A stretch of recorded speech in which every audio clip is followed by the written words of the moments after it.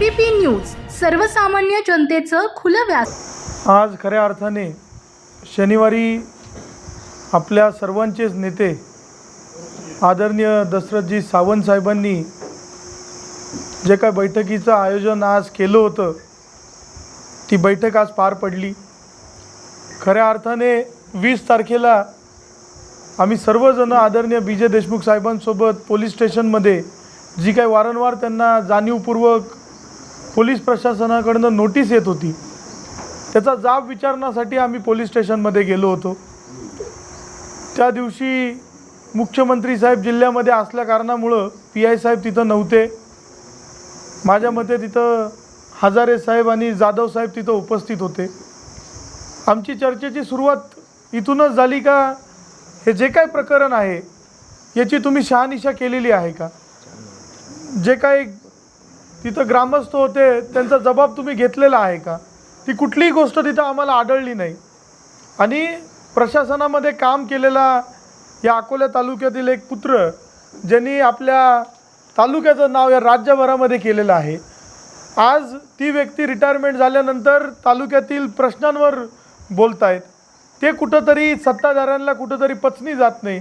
म्हणून अशा व्यक्तीची छबी कशी मलिन करायची हा डाव कुठंतरी सत्ताधारी लोकांकडनं एक पॉलिटिकल अजेंडा म्हणून कुठंतरी होताना आम्हाला ते कळालं। आणि त्यामुळं BJ साहेबांनी तिथून रागाच्या भरात ते बोलत होते। आम्हाला अपेक्षित होतं तिथून आम्ही शांततेत बाहेर गेलो। आम्हाला अपेक्षित होतं का PI साहेब आल्यानंतर आम्हाला सर्वांना पुन्हा बोलून घेतील, आमच्याशी चर्चा करतील, परंतु हे काही झालं नाही। 3 दिवसानंतर पुन्हा BJ साहेब आणि त्यांच्या कोतुळ गावातील काही ग्रामस्थांवर पुन्हा गुन्हे नोंदवले गेले। पत्रकार माध्यमातून अशा बातम्या बनवल्या गेल्या का BJ साहेबांवर पुन्हा दुसरा गुन्हा झाला। म्हणजे जाणीवपूर्वक BJ साहेबांना कुठंतरी त्यांची छबी खराब करायचा हा डाव होता का कुठंतरी आम्हाला ते वाटलं। आणि त्यानंतर सावंत साहेबांनी शनिवारी तालुक्यातील जनतेला आव्हान केलं का अशाच पद्धतीने जर चुकीचे कारनामे जर या तालुक्यात होत असतील तर आपण कुठंतरी एकत्रित आलो पाहिजे। आज सर्व पक्षीय बैठक होती। आम्हाला अपेक्षित होतं, इथं अनेक लोक आज आम्हाला दिसत नाही आहे। एरवी छोटे मुद्दे असतील तरी बरेचसे लोक बाजीराव शेठ इथं राहतात, बोलतात, बाईट देतात, परंतु ज्या वेळेस न्याय व्यवस्थेवर मुद्दा येतो त्यावेळेस हे लोक आम्हाला आज दिसत नाही आहेत। आणि सगळ्यांच्या व्यथा ऐकून घेतल्यानंतर इथं जर तुम्ही बघितलं नेते कमी आणि त्रस्त व्यथित झालेले लोक इथं जास्त आहेत। अनेक लोकांनी त्यांची व्यथा मांडलेली आहे। माझ्या मते 40-50 आमच्याकडे लेखी अर्ज आलेले आहेत। 5-6 जण तर आज इथं त्यांच्या जे काही वेदना आहेत त्या मांडणार आहेत, त्यांचं शोषण काय झालेलं आहे। आणि नुसतं पोलीस प्रशासनच नाही, इथं तहसीलमध्ये असेल, BDO कार्यालयामध्ये असेल, शेतकी विभागात असतील किंवा भूमी अभिलेखमध्ये असतील, या तालुक्याचं खरं तर वाटोळं झालेलं आहे। म्हणजे ज्या वेळेस एखादा विरोधक, आज आम्ही समाजामध्ये काम करतो, आम्ही जबाबदारीने काम करतो। बाजीराव शेठनी जसं सांगितलं, आज ज्या वेळेस या न्याय व्यवस्थेवर, पोलीस प्रशासनावर किंवा या प्रशासनावर बोलायचं म्हटलं तर उद्या बाजीराव शेठ सत्ताधारी लोक आपल्यावर केसेस टाकतील, त्याची देखील आम्हाला तयारी आहे। परंतु मला जाणीवपूर्वक ह्या तालुक्यातील जनतेला एकच सांगायचं, ही भीती कुठंतरी मनातनं काढून टाका। आज सावंत साहेबांसारखा जर 88 वर्षाचा योद्धा जर मैदानात उतरून या अकोला तालुक्यातील प्रश्न सोडवण्यासाठी जर येत असेल, सावंत साहेब मी तुम्हाला विनंती करतो का दर गुरुवारी 2 तासासाठी तुम्ही जनता दरबार या अकोला तालुक्यामध्ये भरवा। हजारोनी लोक तुमच्याकडे येतील, कारण की इथं न्यायच मिळत नाही।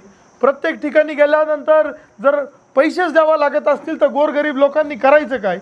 काल परवाचा तो काताळपूर गावातला एक सावंतचा प्रश्न होता, तिथला ग्रामपंचायत सरपंच या सत्ताधारी आमदारांच्या पक्षाकडनं आहे। तो तिथं लोकांना म्हणत होतो जो सप्त्याची वर्गणी देणार नाही मी त्याला रेशन देणार नाही। म्हणजे ही परिस्थिती गावगावी आहे। BJ देशमुख साहेबांवर जर गुन्हा 8 महिन्यापूर्वी नोंदवला होता आणि जर पोलीस प्रशासन जर त्याच्यावर हरकत घेत नव्हतं किंवा कारवाई करत नव्हतं, बबलू देशमुख असतील किंवा संजय देशमुख असतील, 8 महिने ते काय झोपले होते का? त्यांनी पोलीस स्टेशनमध्ये दात मागायला आले का नाही? मग कुठंतरी गुन्हा नोंदवायचा आणि मग त्याचा कुठंतरी पुरावा तयार करण्यासाठी बाजीराव शेठ त्यांना सत्ताधारी लोकांनी पाठवलं। आज ज्यावेळेस सत्ताधारी लोक या तालुक्यातील लोकप्रतिनिधी इतरांवर हात उचलतात ते इथल्या प्रशासनाला वाटत नाही का ते भीतीदायक नाही आहे का? ते भर सभेमध्ये जर बोलतात का मी बेट पाहतो आणि मी माझ्या पद्धतीने उपचार करतो, हे काय प्रशासनाला दिसत नाही आहे का? मग कुठंतरी विरोधी पक्षातले लोक, विरोधी बाकावरचे लोक जर दोन शब्द बोलत असतील, आज BJ साहेबांनी थेट प्रत्येक विभागामध्ये प्रत्येक प्रश्नावर त्यांची भूमिका परखड मांडली, कारण की त्यांचा अभ्यास आहे. कुठंतरी BJ साहेबांचा आवाज दाबायचा, कुठंतरी आमच्यासारख्यांचा आवाज दाबायचा. आमच्यावर तर या विधानसभेमध्ये केसेस झाल्या बाजीराव शेठ. आमच्या पोटपाणी आम्ही जिथून करतो तिथं केसेस झाल्या, तरी तालुक्यातील लोकप्रतिनिधी झोपलेले होते.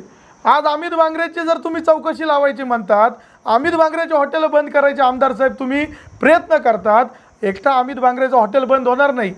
अमित बांगरेचे सगळ्यात जास्तीत जास्त परवानग्या घेऊन अमित बांगरेंनी हॉटेल उभारलेले आहेत. माझं काय होणार नाही हो, मी सुशिक्षित आहे, काहीतरी धंदा पाणी करेल आमदार साहेब. तुमच्यासारखे सगळेजण टक्केवारी वसूल करत नाही, परंतु अवतीभोवती जे काही 9 डांगर आहे तिथं प्रत्येक व्यक्ती पर्यटनातनं पोट भरतो, टेंट व्यवसाय करतो, छोटे छोटे हॉटेल व्यवसाय करता. त्यांच्या पोटावर देखील तुम्ही पाय द्यायचं काम या तालुक्यातील लोकप्रतिनिधी करते, असा माझा आरोप आहे. अनेक गोष्टीचं LAQ करायचं, विधानसभेत गेलं का LAQ जो ठेकेदार यांच्या विचाराचा राहत नाही त्याच्या विरोधात LAQ करायचा, धमके द्यायच्या.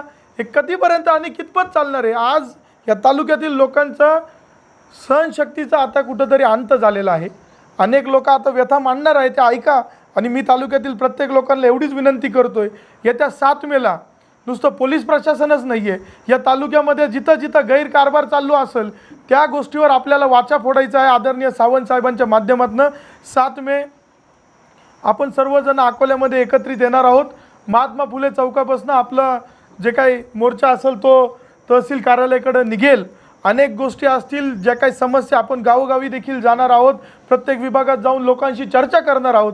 आणि ज्या ज्या चुकीच्या गोष्टी असतील ह्या कुठंतरी चव्हाट्यावर आल्या पाहिजे, ज्या लोकांच्या समोर आल्या पाहिजे, याच्यासाठी आपण सगळेजण एकत्रित येऊ. आणि मी पुन्हा एकदा सांगतो, घाबरायची गरज नाही आहे, आपण सगळेजण भक्कम आहोत. सावंत साहेबांनी खूप मोठा लढा दिलेला आहे. त्या दिवशी देखील आमच्यासोबत अनेक जण होते, आज केसेस वगैरेला घाबरतात, परंतु ज्या वेळेस आपण समाजकारणात उतरतो सगळ्या गोष्टींची तयारी ठेवावी लागती, हेच मी प्रत्येक नागरिकाला सांगतो. त्यामुळे येत्या 7 तारखेला आपण जास्तीत जास्त संख्येने एकत्रित यावा. आणि पोलीस प्रशासनाला देखील मी सांगू इच्छितो, आम्ही काय फक्त पोलीस प्रशासन म्हणून हा मुद्दा घेऊन आम्ही पुढे जात नाही आहोत. तुम्हाला याच्यामध्ये अजूनही वेळ आहे, सकारात्मक निर्णय तुम्ही घेऊ शकतात. आणि तुमच्यावर जर कोणाचा दबाव असेल ते देखील आम्हाला तुम्ही सांगा, वरिष्ठांपर्यंत त्यांची आम्ही तक्रार करू. परंतु दबावाखाली या अकोला तालुक्यामध्ये काम करू नका. आणि या अकोला तालुक्यातील पोलीस स्टेशनच्या अवतीभोवती जे काही एजंट लोक आहेत, हे जे एजंट लोक आहेत, रोज या CCTV मागच्या 1-2 महिन्याच्या CCTV काढायचं. आपण माहितीच्या आधाराखाली बाजीराव शेठ तो CCTV मागू. जे काय एजंट आहे ते रोज दिसतात तिथं अवतीभोवती फिरताना. हेच एजंट लोकांनी घाण इथं कीड लावलेली आहे या पोलीस स्टेशनला. यांच्यावर देखील वचक आणायचं काम आपल्याला करायचं आहे. हाच या आजच्या मीटिंगचा आमचा अजेंडा होता.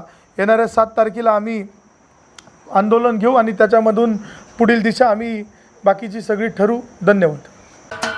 महाराष्ट्राचे सर्वमान्य दैनिक समर्थ गावकरी, अहमदनगर, पुणे, नाशिक, जळगाव, धुळे, नंदुरबार, सोलापूर, कोल्हापूर, सांगली, सातारा, मुंबई, ठाणे, पालघर, रत्नागिरी, रायगड, सिंधुदुर्ग, नांदेड, उस्मानाबाद, बीड, औरंगाबाद, नागपूर, गडचिरोली, भंडारा, गोंदिया, अकोला, यवतमाळ, बुलढाणा येथून एकाच वेळी प्रसिद्ध होणारे एकमेव दैनिक, सर्वसामान्य जनतेचे खुले व्यासपीठ.